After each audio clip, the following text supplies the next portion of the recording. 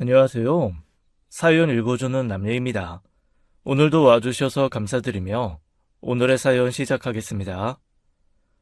안녕하세요. 저는 현재 베트남 주재원으로 일하고 있는 30대 남성입니다. 제가 현재 사는 곳은 한인이 거의 없어 일하는 사람들이 아니면 한국말 듣기가 참 힘들어요. 그래서 적적할 때마다 사연 채널을 찾아 다양한 이야기를 들으며 외로움을 달래고 있습니다. 그러다 보니 제 이야기도 여러분께 들려드리면 어떨까 싶은 생각이 들더라고요. 저도 남들 못지않게 경악스러운 사건 하나가 있거든요. 사실 가까운 사람들한테는 제 얼굴에 침 뱉기라 말하지 못하고 삭혀둔 일인데 이 자리를 빌려 대나무 숲처럼 홀가분하게 털어놓아 보려고 합니다. 저는 2년 전에 결혼을 했었어요. 아내는 같은 회사 직원이자 제 대학 후배이기도 한 여자였죠. 주변 사람들이 가끔 바보 같다는 소리를 할 만큼 착하고 배려심이 많은 여자였어요. 저도 그 마음에 반해 연애를 시작했고 큰 싸움 한 번 없이 결혼하게 된 것이었죠. 그런데 딱 하나, 결혼 전부터 문제가 되는 부분이 있었습니다. 바로 여자친구가 효녀였다는 점이었어요. 효녀가 그렇게 문제가 되는 부분인가 싶겠지만 문제는 너무 지나치다는 것이었죠. 결혼 날짜를 잡은 후 지나치게 우울해하는 모습을 보였습니다. 주변에서는 메리지 블루라고 해서 결혼 앞둔 여자들이 흔히 겪는 증상이라며 걱정 말라고 했지만 여자친구는 꽤 심각했었어요. 며칠 새 야위기도 야위고 밥을 먹다가도 헛구역질을 하며 화장실로 내달려 간 적이 한두 번이 아니었거든요. 아이, 하정아, 괜찮아? 정말 병원이라도 가봐야 하는 거 아니야? 괜찮아. 미안해. 오빠까지 밥도 제대로 못 먹고. 괜찮아. 아이, 뭐 그깟 밥이 대수야? 결혼 앞둔 여자들 그런 증상 있기도 한다지만 내가 보기에 하정이 너 증상이 좀 심각한 것 같아. 혹시 나한테 뭐 말 못할 문제라도 있어? 아니면 결혼을 망설이고 있는 거야? 그런 거 아니야, 오빠. 그냥 좀 뭐 있구나. 뭔지 말을 해줘. 그래야 내가 알고 해결할 수 있는 문제면 해결을 하지. 해결을 바라는 문제는 아니야. 그냥 엄마 때문에. 어머님?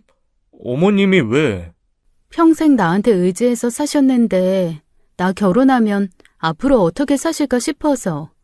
결혼 이야기 나온 이후로 부쩍 우울해하시는 것 같고 이제 남의 가족 된다는 생각 때문에 슬퍼하시는 것 같아. 그게 무슨 말이야? 아, 그냥 나랑 결혼하는 것뿐이지. 여전히 너는 어머님 딸인데 지금처럼 자주 만나 뵙고 그러면 되잖아. 응, 그래야지 뭐. 여자친구가 우울해하는 이유를 알긴 했지만 나아지는 건 없었습니다.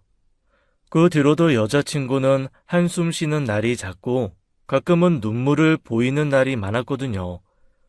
여자친구를 잘 모르시는 분들은 이 정도 이야기만 들으면 유난이다, 왜 저럴까 하는 소리가 절로 나올 거예요. 그런데 사실 여자친구 집에도 사정이 있었습니다. 여자친구 아버님께서 여자친구가 초등학교 때 돌아가시며 어머니께서 두 남매를 힘들게 키우셨어요. 재혼 생각은 일절하지 않으시고 자식 제대로 키워보겠다는 일념으로 밤낮 없이 일만 하시다가 큰 병도 얻으셨고요. 암 수술 이후 다행히 완치 판정까지 받았지만 이후 몸이 크게 망가져 큰 고생을 하신 겁니다. 그래서 어머님을 생각하면 여자친구의 마음도 남달랐던 거예요. 여자친구 어머님께서는 당시 천안에 살고 계셨는데 여자친구는 거의 매주 천안에 내려가 어머님과 시간을 보내곤 했어요. 남동생이 함께 살고 있었는데도 말이에요. 어머니 생각하는 그 효심이 지극하고 어영부영 시간을 보내는 모습보다 보기 좋아 그때는 참 좋았습니다. 데이트야 일 끝난 후 평일에도 얼마든지 할 수 있고 가끔은 시간을 내서 여행도 다니고 했었으니까요. 그러니까 결혼 전까지는 그 지극한 효심이 문제가 될 일이 전혀 없었다는 거예요. 게다가 제가 그 모습을 더 좋게 본 건 본인 부모를 챙기듯 제 부모님께도 정말 잘했다는 겁니다. 오빠, 이번 주 주말에 어머님, 아버님 모시고 양평에 갔다 오는 건 어때? 개발 2팀의 진희 씨가 거기 진짜 기가 막히게 맛있는 코다리찜 파는 곳 있다더라고. 아버님 코다리찜 좋아하시잖아. 그래? 일단 아버지 어머니께 여쭤볼게. 근데 이번 주엔 어머님 집 안 가봐도 되겠어? 응, 엄마 친구들이랑 놀러 간대. 그리고 어머님, 아버님 안 뵌 지도 좀 됐잖아. 지난번에 나 보고 싶다고 하셨다면서. 그거 계속 마음에 걸렸어. 어머님께 드릴 것도 있고. 뭔데? 화장품. 지난번에 엄마 거 사면서 어머님 것도 같이 샀어. 뭘 우리 엄마까지 챙겨. 아이, 그러니까 우리 엄마가 벌써 며느리라고 생각하시지. 여자들은 결혼 전부터 그러는 거 부담스러워 한다는데, 가만 보면 하정이 너는 그런 거 없나 봐? 그만큼 가족처럼 생각해 주신다는 거잖아. 감사한 일이지. 여쭤보고 알려줘. 그렇게 만나면 저는 마치 없는 사람처럼 저희 부모님 곁에 딱 붙어서 잘 챙겼었어요. 연애한 지 6개월 만에 저희 부모님은 완전히 여자친구에게 마음을 빼앗겨서 여자친구와 결혼하지 못하면 저부터 호적에서 파버릴 거라는 농담 섞인 진담을 듣기도 했었죠. 참 고마운 일이었습니다.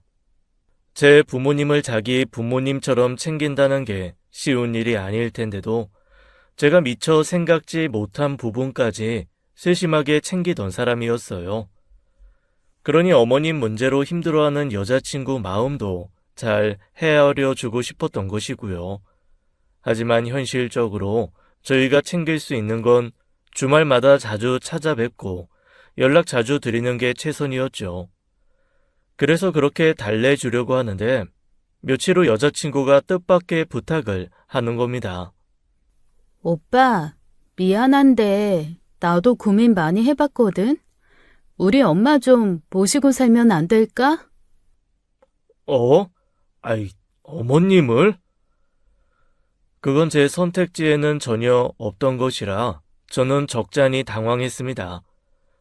저도 제 부모님 많이 사랑하지만 솔직히 결혼에 합가하겠다는 생각은 1%도 하고 있지 않았거든요. 그런 상황에 장모님을 모시고 산다니 그건 저희 부모님께서도 달가워하시진 않을 것 같았어요.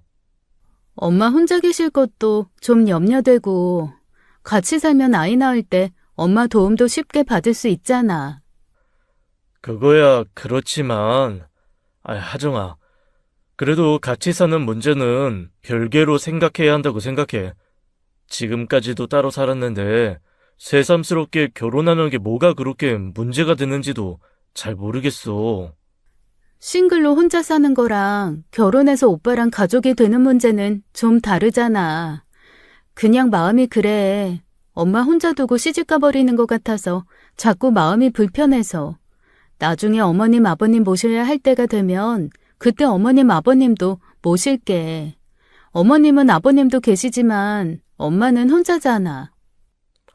아니, 저 승효도 있고.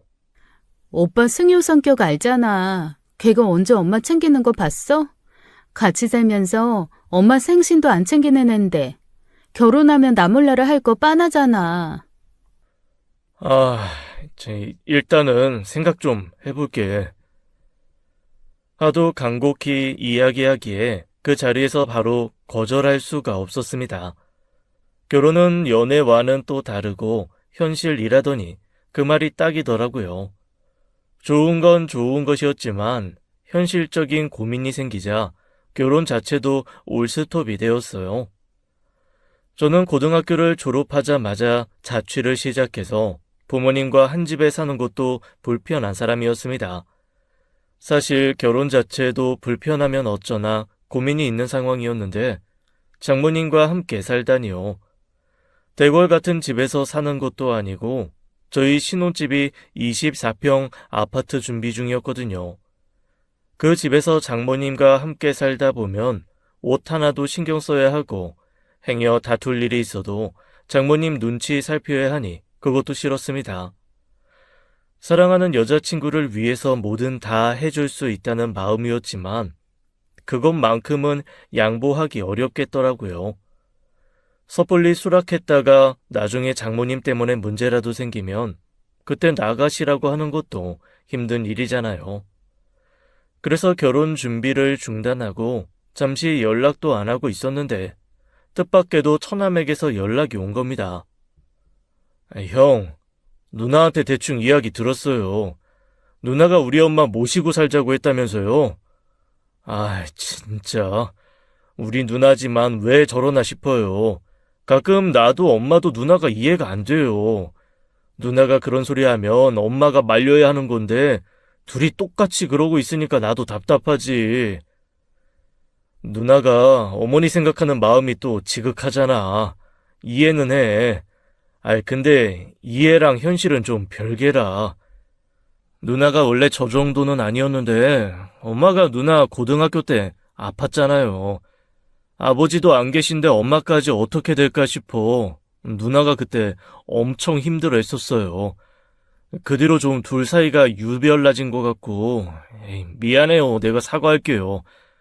내가 누나 결혼한다고 뭐 대단한 거 해줄 능력은 안 되고, 그 문제는 내가 해결할 테니까 걱정 말아요. 처남이?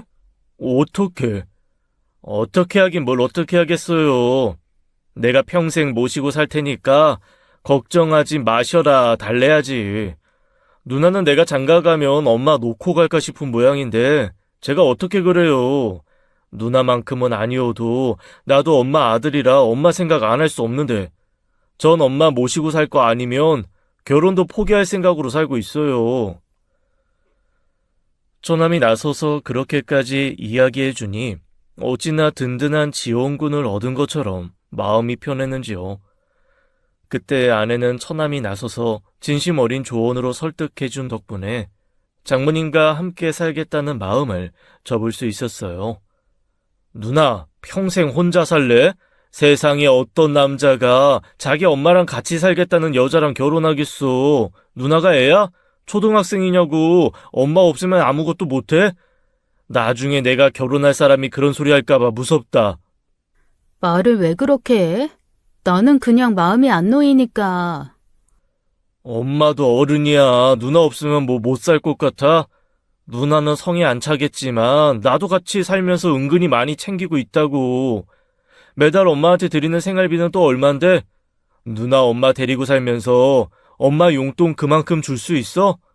혼자 살면서 엄마 모시는 거랑 결혼해 남편이랑 살면서 엄마 모시는 게 얼마나 천지 차이인데. 누나는 엄마한테 정서적인 독립이 아직 안 된 것 같아. 그럴 거면 차라리 결혼하지 마. 매형 더 좋은 사람 만나라고 하고 헤어주는 게 낫지. 아내는 그제야 그건 아니다 싶었는지 저를 쳐다보더라고요. 제가 뭐라고 거들지도 않고 가만히 있자 그러다 헤어지겠다 싶었는지 결국 백기를 든 거예요. 저는 아내를 안심시키며 앞으로도 장모님 만나러 가는 일에는 터치하지 않고 자주 뵐 수 있도록 하겠다고 약속했죠.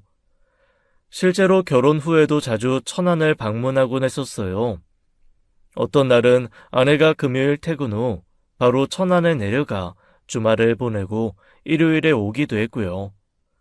시간이 지날수록 아내의 표정도 밝아지고 장모님을 만나 뵈러 갈 때마다 밝은 얼굴로 맞아주셨습니다. 그래서 전 이 문제가 다 해결이 된 줄만 알았어요. 결혼한 지 3개월이 지났을 무렵 아내가 갑자기 장모님이 서울로 이사를 오기로 했다는 겁니다. 이사? 장모님이 이사 온다고? 응, 다다음 주 주말에 이사하기로 했어. 사실 이사할 건 없고 옷집만 좀 챙겨서 오시면 돼. 갑자기 왜?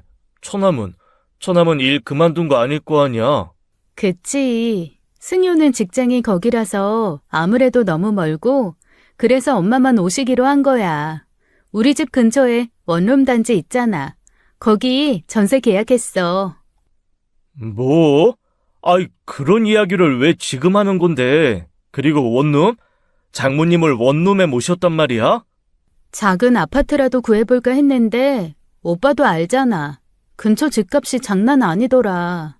월세로도 알아봤는데 엄마가 그냥 원룸 전세가 낫겠다고 하셔서. 저는 너무 놀라 할 말을 잃었습니다. 아무리 장모님 일이라지만 그건 저와 상의 후에 결정해야 할 일이라고 생각했어요.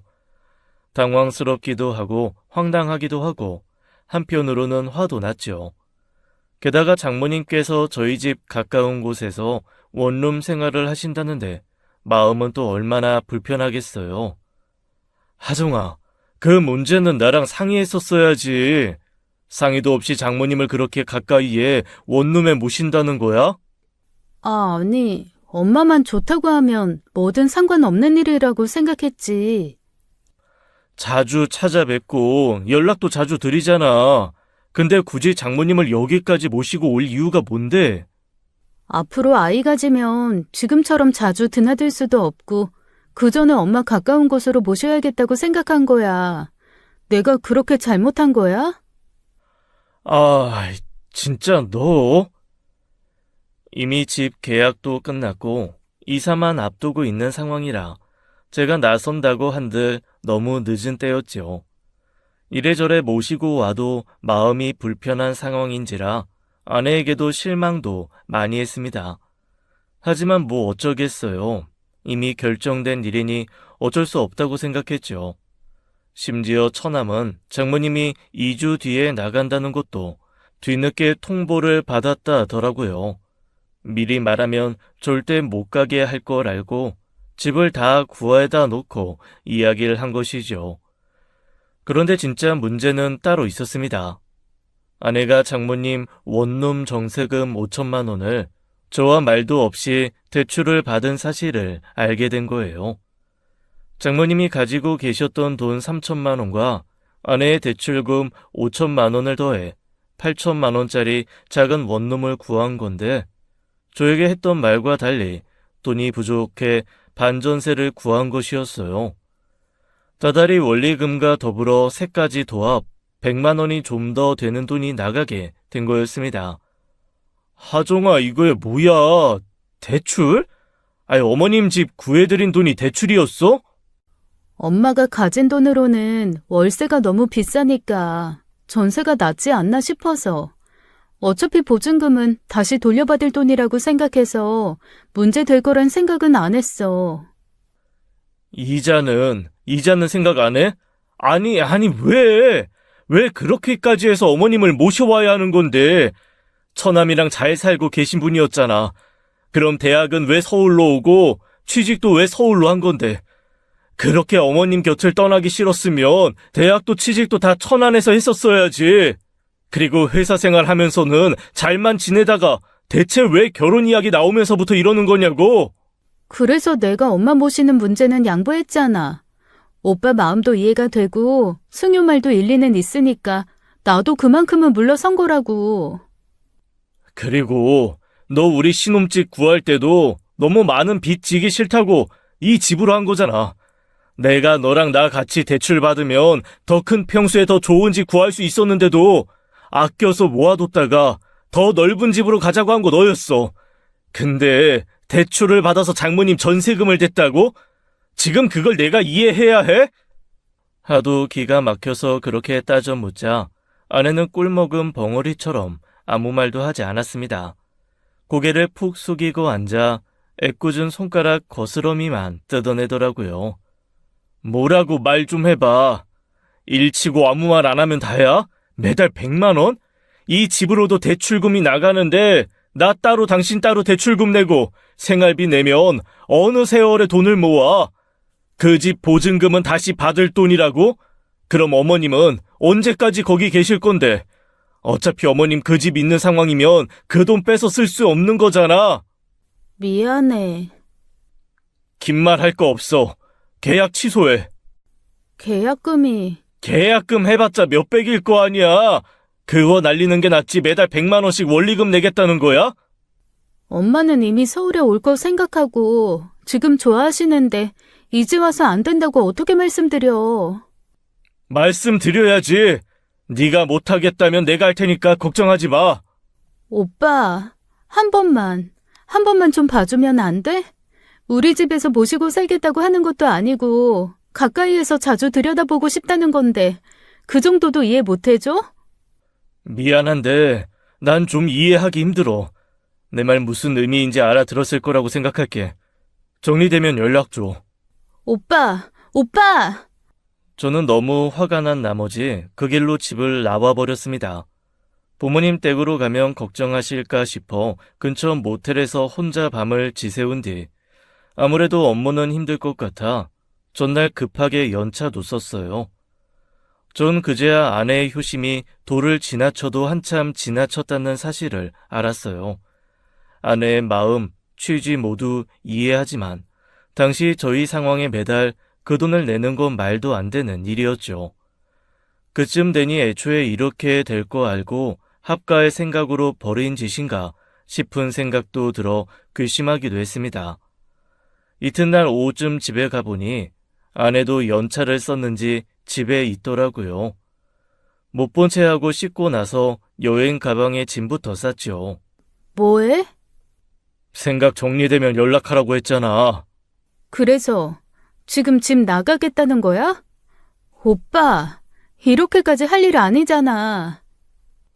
난 하정이 네가 그렇게 중요한 일을 나랑 상의도 없이 제멋대로 결정할 수 있는 사람인 줄 몰랐어. 어차피 말해봤자 허락하지 않을 거 알고 그런 거지.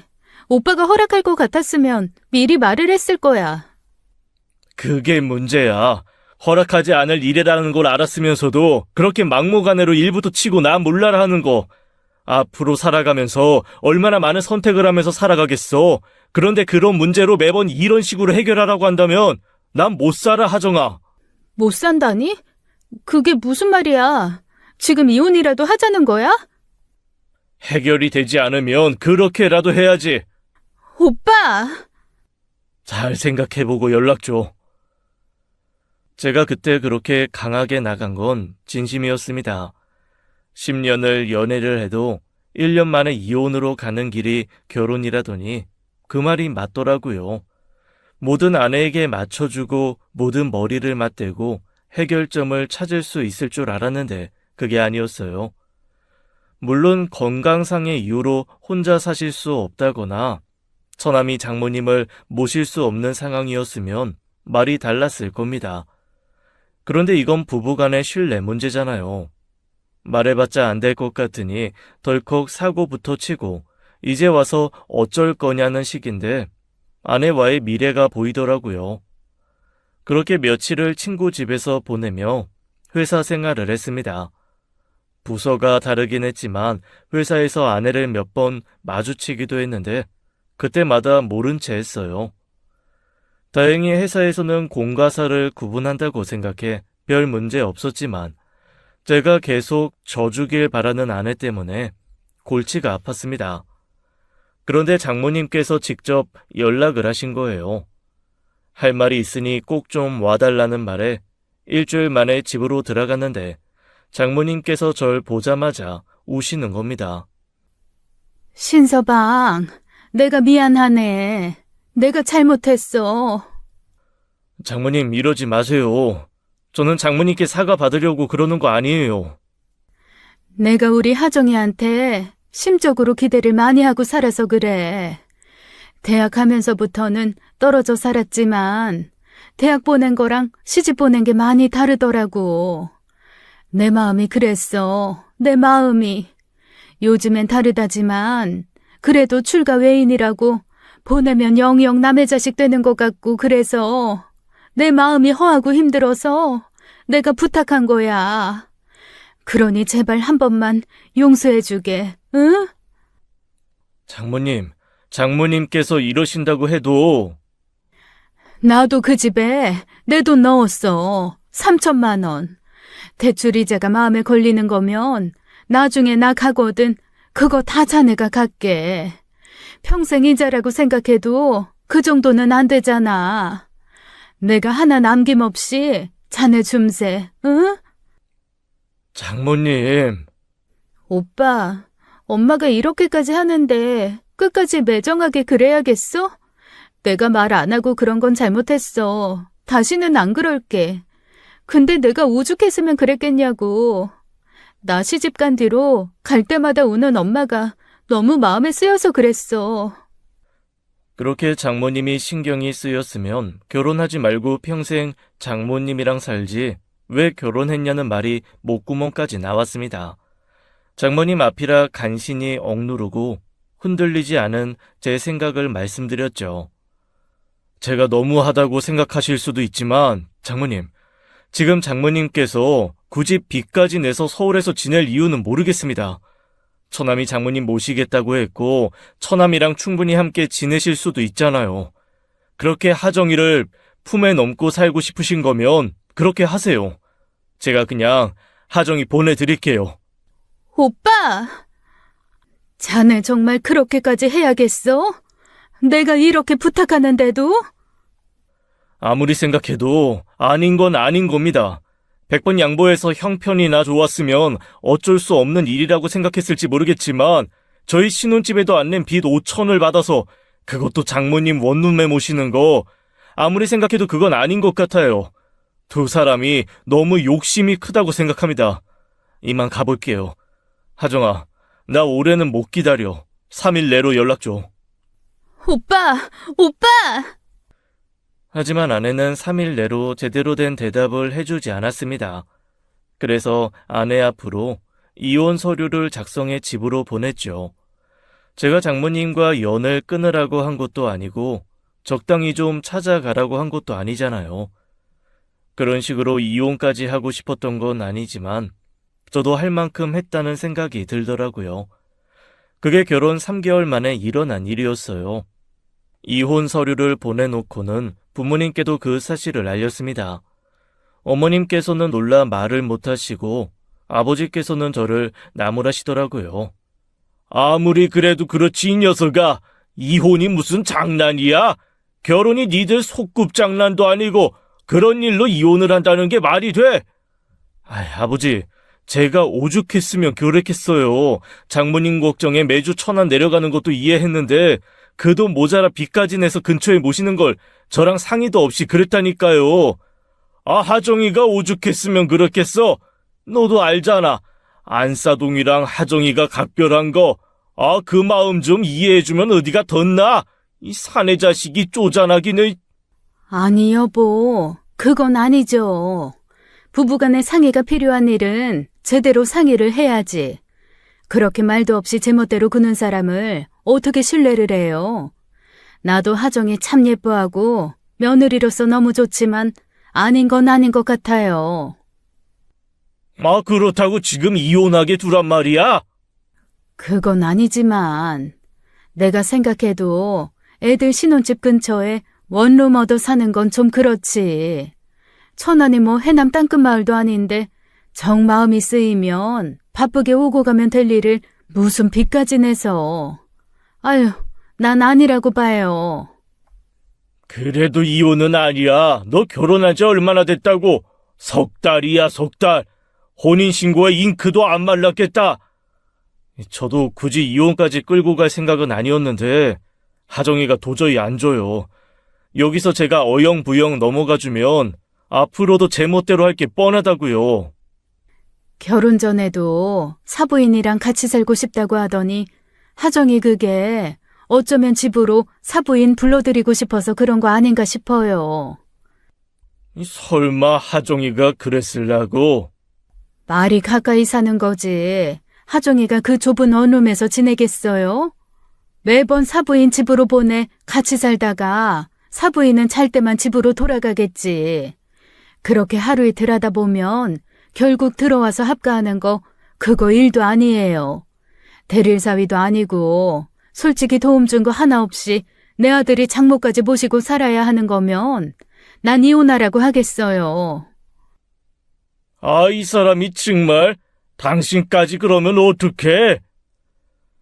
아버지께서는 이혼은 용납 못하신다며 어떻게든 말로 해결해 보라고 하셨습니다. 결국 무거운 마음으로 친구 집으로 돌아와야 했죠. 어머니께서는 집으로 들어와 지내라고 하는데 부모님 눈치보단 친구 눈칫밥 먹는 게 낫겠더라고요. 아버지께서 저만 보면 혀를 끌끌 차셨으니까요. 그런데 생각지도 못한 복병이 있었던 거예요. 회사에서 아내가 갑자기 할 말이 있다고 빈 회의실로 부른 겁니다. 무슨 일인데? 보는 눈 많아. 이거 보라고. 아내가 제게 건넨 건 두 줄이 선명한 임신 테스트기였어요. 맞아요. 아내가 아이를 가진 겁니다. 하필 그 타이밍에요. 이게 사실이야? 일단은 맞는 것 같아. 내일 연차 내고 병원에 가보려고. 할 말이 없더라고요. 그런 걸 원한 게 아니었습니다. 우리 사이에 태어난 첫 번째 아이, 그 순간 세상을 가진 사람처럼 마음껏 기뻐하고 행복해야 하잖아요. 그런데 너무 곤혹스러운 마음이 먼저 드는 거예요. 아이에게도 너무 미안했고 심적으로도 너무 혼란스러웠어요. 일단 아내와 함께 연차를 내고 병원에 갔고 저희는 임신 사실을 확인했습니다. 아내를 집으로 데려다 주는데 아내가 그러더라고요. 미안해. 정말 미안해. 내가 많이 부족하고 오빠 당황스럽게 한 거 알아. 근데 나 이혼은 절대 못하겠어. 오빠랑 어떻게 이혼해? 게다가 우리 아이까지 생겼는데. 일단 나중에 이야기하자. 오빠, 한 번만 봐주라. 내가 평생 속죄하는 마음으로 살게. 내가 오빠 원하는 거, 시키는 거 다 할게. 이번 한 번만 좀 용서해줘. 하정아. 그래, 우리 아이 가졌잖아. 너 언제까지 일할 거야? 너 건강하게 막달까지 일하다가 애 낳자마자 복직할 자신 있어? 어? 그렇게 할게. 내가 최대한. 그게 네 마음대로 되는 거 아니잖아. 임신 도중에 무슨 일이 생길 줄 알고. 사람은 어떤 선택을 할 때 다양한 경우의 수, 변수까지도 생각해서 고려한 뒤에 선택해야 하는 거야. 너 장모님 집 계약할 때는 나도 벌고 너도 버니까 그값 100만 원쯤 욕심 덜 내고 살면 낼만하다 했겠지. 근데 이런 상황은 고려해봤어? 임신에 일 그만두고 돌아가기 힘든 상황이 되면 그때 그 100만 원은 어디서 채울래? 내 월급에서? 아이도 태어나는데 서울에서 그렇게 하루살이처럼 살면서 평생 이 집 저 집 전세, 월세나 전전하면서 우리 애 키울래? 답답한 마음에 쏟아낸 말에 아내는 아무 말도 하지 못했습니다. 그게 현실이었으니까요. 아내는 눈물만 뚝뚝 흘리고 앉아 있었고 저는 집에 도착할 때까지 더 이야기하지도 않았어요. 아내한테는 그렇게 단호하게 말했지만 아이가 생기자 저도 마음이 너무 흔들리더라고요. 아무것도 모르고 저희 부부한테 찾아온 그 아이는 무슨 죄인가 싶어서요. 상황이 저 하나만 참고 이해하면 되는 상황이 되자 더 괴로웠던 것 같아요. 장모님은 이미 원룸 생활을 시작한 것 같더라고요. 그것도 처남이 와서야 알았습니다. 두 여자 때문에 많이 힘들죠? 뭐 처남도 난처하긴 마찬가지겠지. 한잔해. 죄송해요, 매용. 엄마 설득하는데 실패해서. 솔직히 말해서 어떻게 해야 할지 모르겠어. 단순히 돈 문제만은 아니야. 알죠. 저도 이해 못해요. 제 아내가 저랑 상의도 없이 그런 일 벌였다고 하면. 그래서 말인데요. 잠시만요. 그때 처남은 갑자기 핸드폰을 만졌습니다. 그러더니 저한테 핸드폰 확인 좀 해보라고 하더라고요. 무슨 일인가 싶어 핸드폰을 꺼내봤더니 제 계좌로 3천만 원이 들어와 있는 거예요. 제가 모은 돈이 아직 그렇게밖에 안 돼요. 엄마가 아무래도 저한테 미안한 마음에 그 집은 그대로 두고 간 모양인데 뭐 아버지가 남긴 재산이라고 해도 따지고 보면 엄마 거죠. 제가 집 나가는 대로 나머지도 채워드릴게요. 뭐?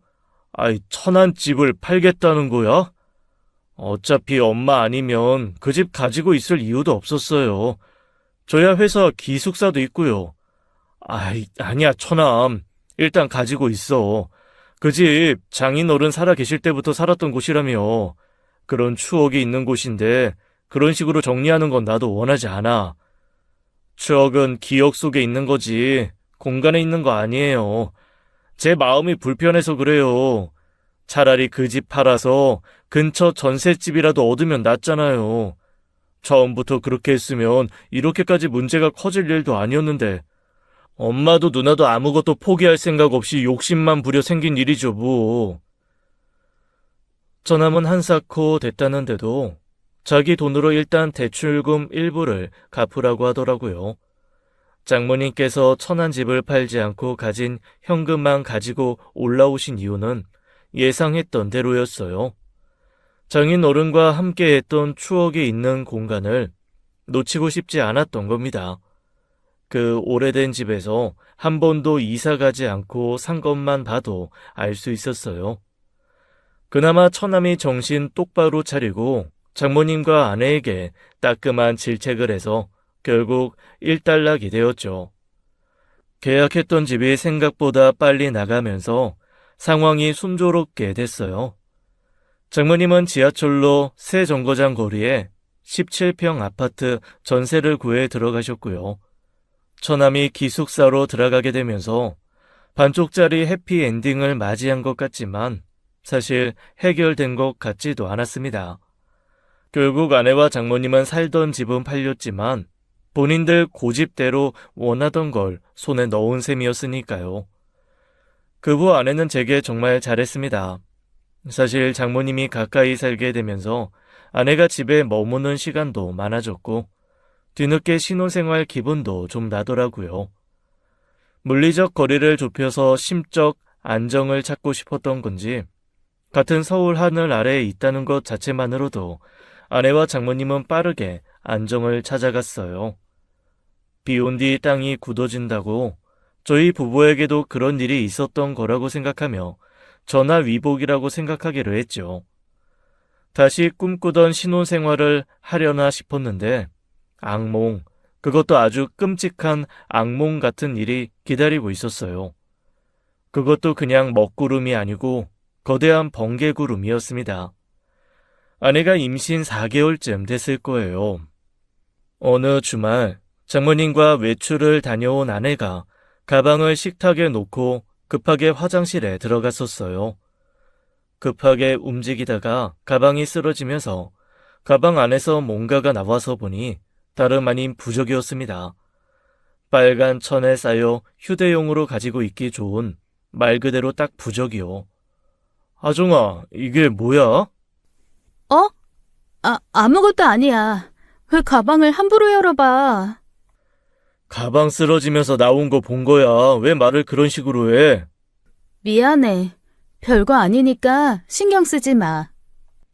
그거 부적이잖아. 부적인 거 몰라서 물은 거 아니야. 어디서 난 거야? 갑자기 웬 부적? 엄마가 줬어. 아이 건강하게 낳으라고. 이리 줘. 부적 같은 거 가지고 있지 마. 왜? 엄마가 나 생각해서 해준 건데. 아이 가진 엄마가 그런 물건 함부로 가지고 있어도 돼? 내가 알아서 할 테니까 이리 줘. 장모님한테는 가지고 다닌다고 하고. 제가 단호하게 손을 내밀며 요구하자 아내도 별 수 없이 부적을 건네주더라고요. 그런데 다음 날 장모님으로부터 원망스러운 연락을 받은 겁니다. 신서방, 내가 하정이 해준 부적 빼앗아 갔다며?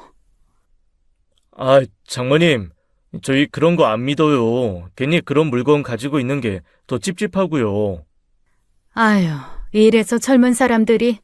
알았어. 알았으니까 일단 하정이 편에 돌려줘. 안 믿으면 가지고 있어도 그만 아니야. 그거 하정이가 꼭 가지고 있어야 돼. 안 그러면 큰일 난다니까. 큰일은 무슨 큰일이요. 장모님.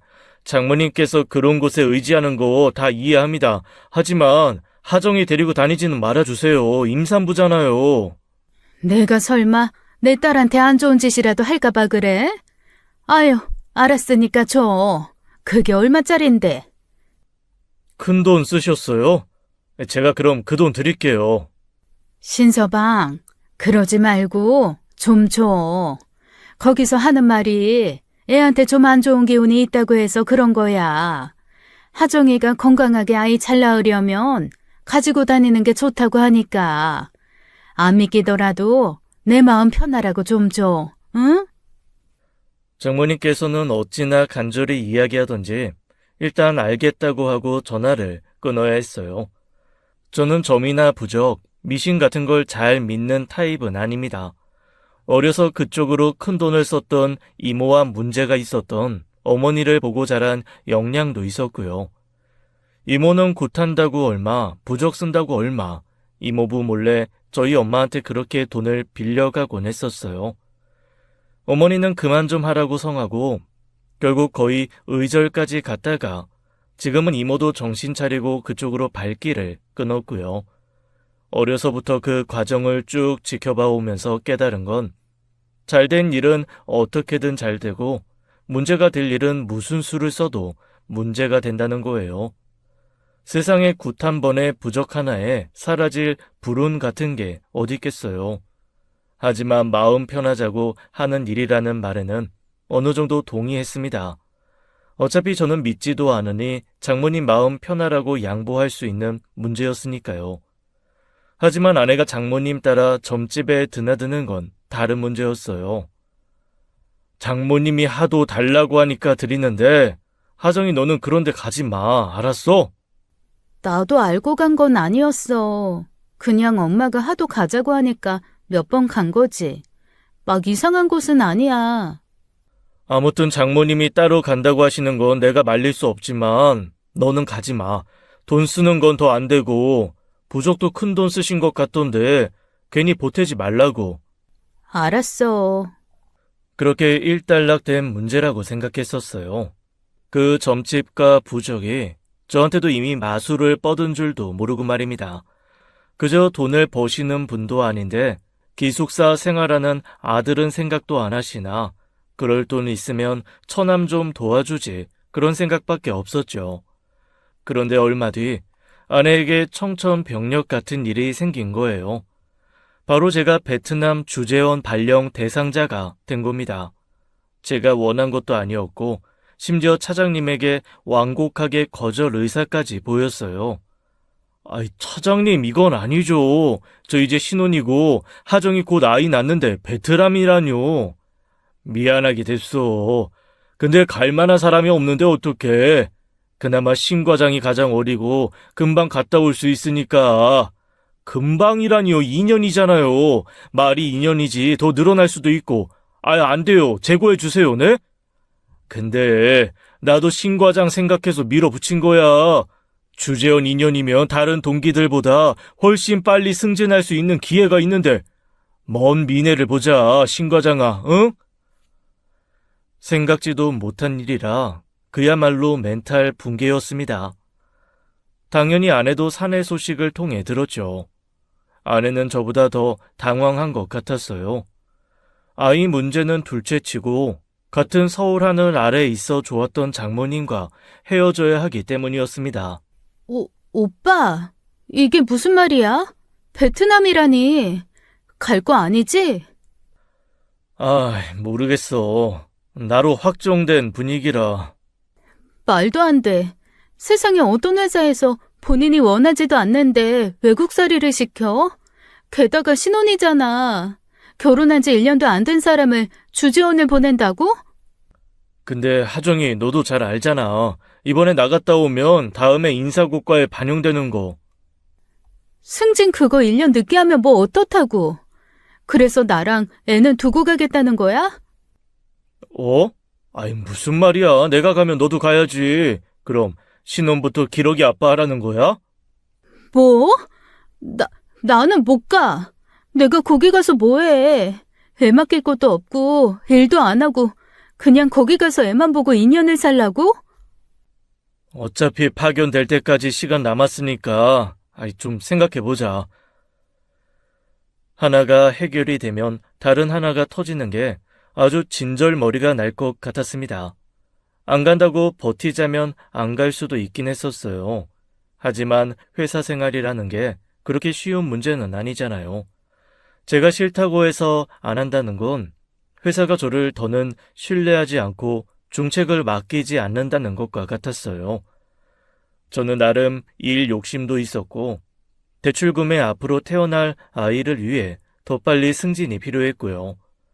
주변 선임들의 설득과 현실적으로 생각했을 때 결국 제가 갔어야 했어요. 문제는 아내와 장모님이었죠. 베트남 절대 안 돼. 가려거든. 신서방 자네 혼자 나갔다 와. 제가 몇 달이면 고민도 안 하죠. 근데 2년이잖아요. 사실 더 길어질 수도 있고요. 결혼한 부부면 같이 가야지 어떻게 따로 살아요? 앞으로 살아갈 세월 길어. 고작 2년 떨어져 산다고 뭐가 문제야? 애 키울 하정이 생각은 안 해?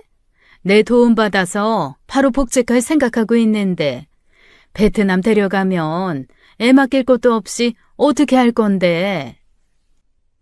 물론 하정이가 일하는 건 현실적으로 쉽진 않겠지만 전 같이 가고 싶어요. 하정이랑 헤어지기 싫은 마음이야 이해하지만 장모님 딸 이전에 제 아내잖아요. 부부면 같이 살아야지 어떻게 2년을 떨어져 살라고 말씀하실 수 있어요. 그러니까 가지 마. 안 가면 될 일 아니야. 하정이한테 들어보니까 굳이 자네 아니어도 될 일인데 결국 간다고 했다며. 장기적으로 보면 가는 게 맞아요. 선임들도 저 밀어주려고 하는 거고요. 2년만 고생하면 앞으로 돈도 더 많이 벌고 편하게 살 수 있는데 뭐가 문제예요. 어차피 고생하는 거 똑같이 고생하면. 아, 글쎄 안 되면 안 되는 줄 알아. 장모님은 전에 없이 목청까지 높이시며 화를 냈고 대화를 할 수가 없었습니다.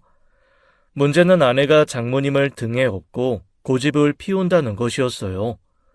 저도 솔직히 임신한 아내와 어린 아이를 무리하게 외국으로 데려가고 싶지는 않았어요. 그렇다고 2년을 기러기 아빠로 살 자신도 없었고요. 그래서 제가 제시한 타협안은 아이 낳고 1년 정도는 혼자 떨어져 살다가 아이 돌 때쯤 오라고 했습니다. 그런데 그마저도 싫다더라고요. 그냥 오빠만 2년 살다 와. 내가 애 키우고 있을게. 내가 생각하기엔 그게 최선이야. 네 말이 이해가 안 되는 건 아닌데 하정아, 너는 우리 부부가 타협해서 해결해야 하는 문제가 생길 때마다 이런 식이야. 조금도 손해는 안 보려고 하는 거.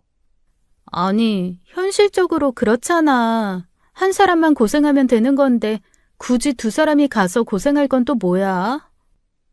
나는 부부라고 생각해. 나도 고생하니까 너도 고생해봐라. 그런 생각이 아니라 같이 어려움을 겪어 나가면서 더 끈끈한 가족이 되는 거라고 생각한다고. 모르겠어. 나 같으면 와이프 고생하는 거 싫어서 그냥 편하게 있으라고 할 것 같아. 다 물어봐. 여직원들 다 그래. 나도 갈 거냐고. 그 더운 나라에서 어떻게 2년을 살아. 그것도 신생아까지 데리고. 지금까지 내가 오빠한테 잘못한 거 많긴 한데 이 문제는 별개라고 생각해. 그렇게 끊임없는 대립이 있었고 결국 이야기가 나온 지 한 달이 지나도록 답은 나오지 않았습니다. 그래서 어떻게 됐냐고요? 저 혼자 갔어요. 그것도 아주 황당하고 어처구니 없는 이유로 말입니다. 어쨌든 저는 회사에 가겠다고 말해둔 터라 여러 가지 준비가 필요했어요.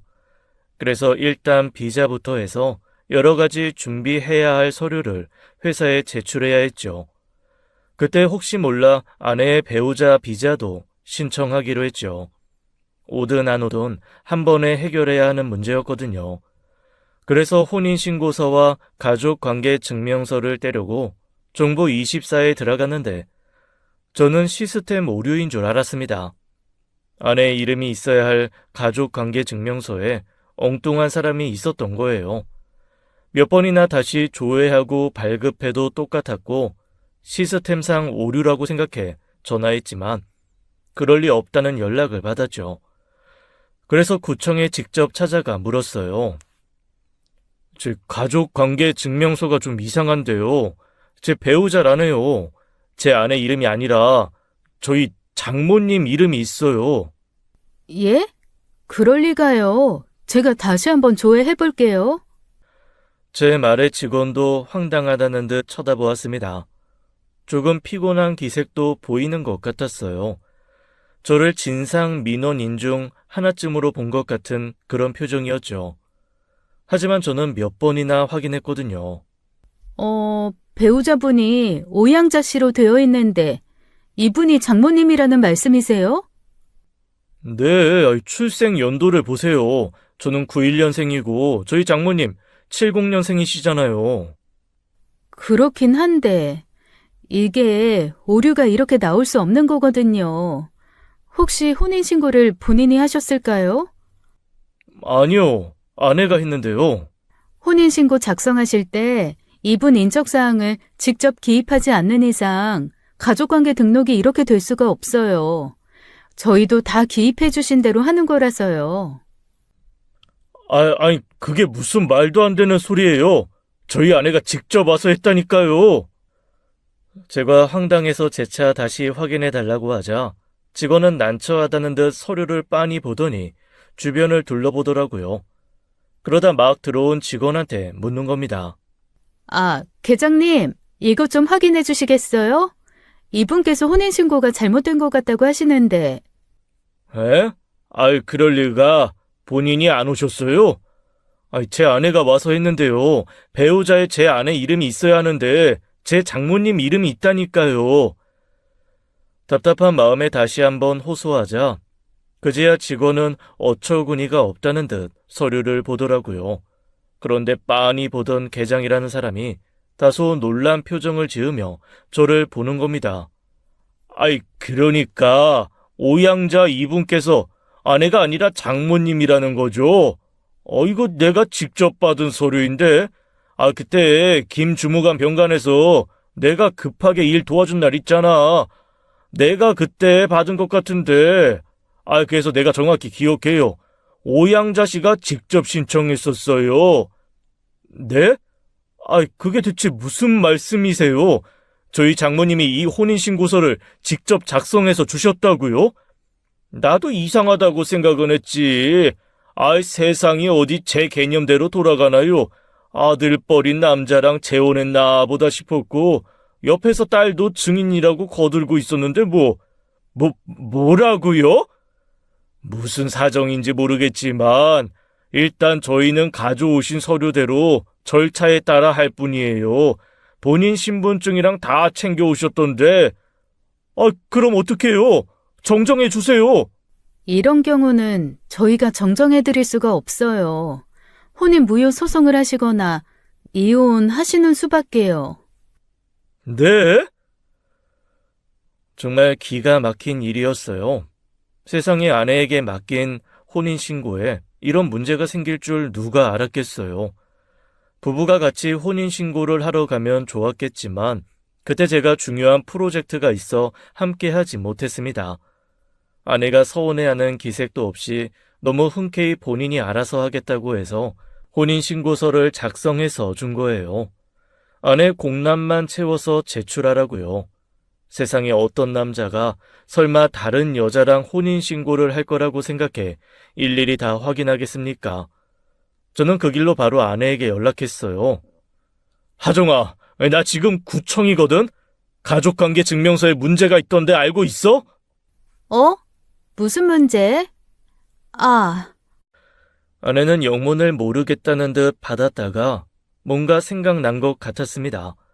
그러면서 저한테 왜 구청에 가느냐고 되려 따지더라고요. 갑자기 가족관계 증명서는 왜 필요했던 건데? 지금 그게 중요해? 대체 어떻게 된 일이냐고? 지금 무슨 문제가 생긴 줄 알아? 나 장모님이랑 법적 부부로 되어 있어. 이게 바로 정정이 안 된다는데 뭔데? 정정이 안 된다고? 실수했다고 하면 바꿀 수 있어. 안 된다고. 소송하든지 이혼하든지 하라고 했다니까. 대체 어떻게 된 거냐고? 뭐? 소송? 이혼? 아닌데. 그럴 리가 없는데.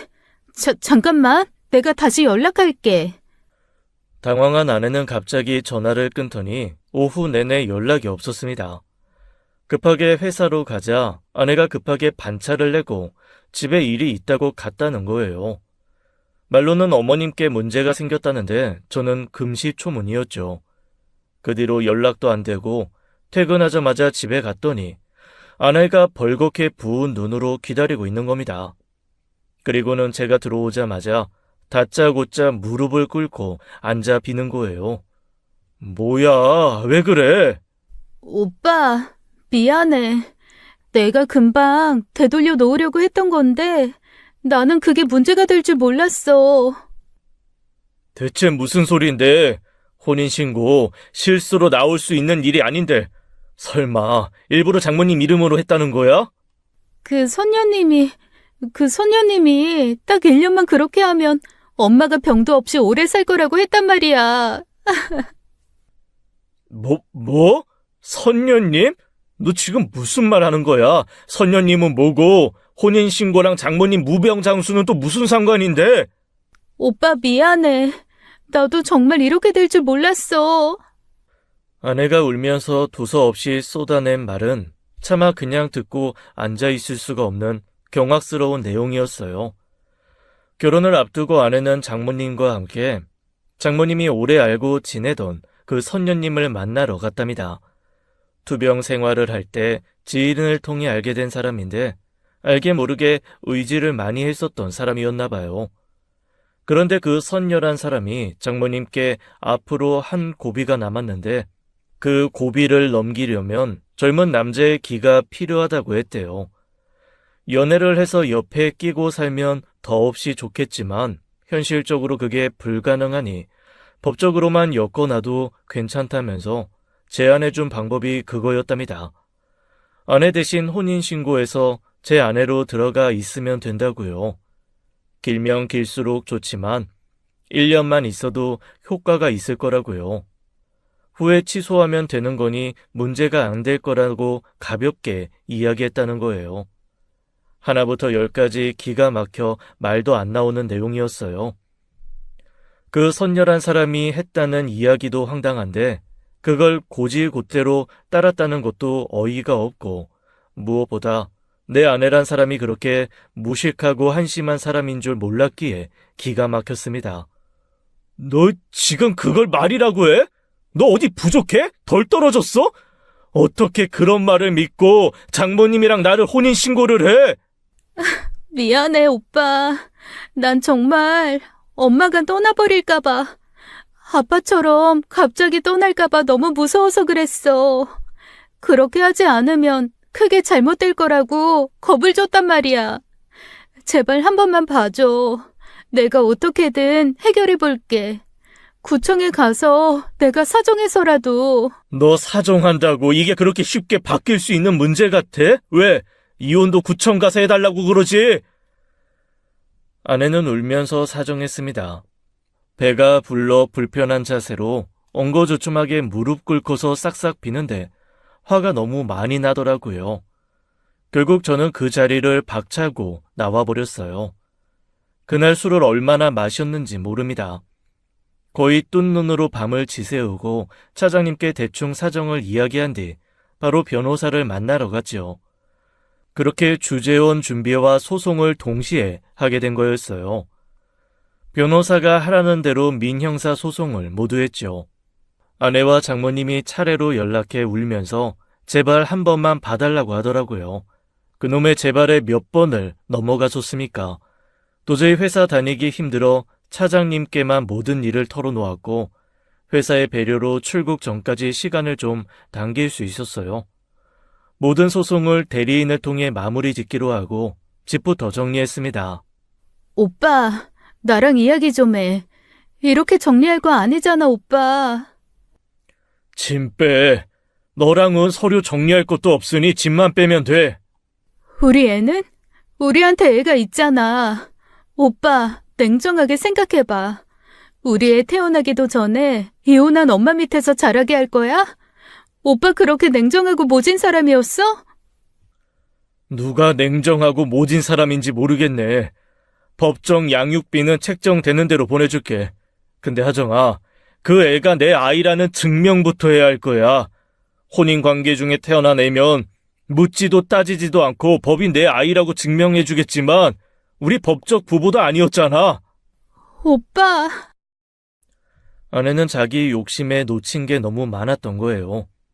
자기가 낳은 아이가 법적 아버지가 없이 한부모 가정으로 자라야 할 거란 계산은 못했던 것이죠. 저는 아내의 요구에 순순히 응해줄 생각이 없었습니다. 그래서 빠르게 베트남으로 출국해버린 거예요. 다행히 장모님과의 혼인은 무효가 됐고 아내는 벌금형을 받았죠. 저는 곧 조만간 한국으로 돌아갈 예정이에요. 그러면 전처가 본격적으로 아이 문제를 걸고 넘어지겠죠. 아이에 대한 욕심도 애정도 없습니다. 두 사람한테 질려버려서 아이에 대한 미련도 한순간에 사라지더라고요. 아직 문제가 100% 해결된 건 아니지만 더는 어리석게 그 모녀에게 휘둘리지 않을 생각이에요. 진짜 냉정하고 모진 게 뭔지 보여줄 생각입니다. 훗날 기회가 생긴다면 어떻게 다시 한번 소식 전해드릴 수 있도록 할게요. 지금까지 사연 읽어주는 남녀였습니다. 끝까지 함께 해주신 여러분 감사드리며 저희는 다음 사연으로 돌아올게요. 감사합니다.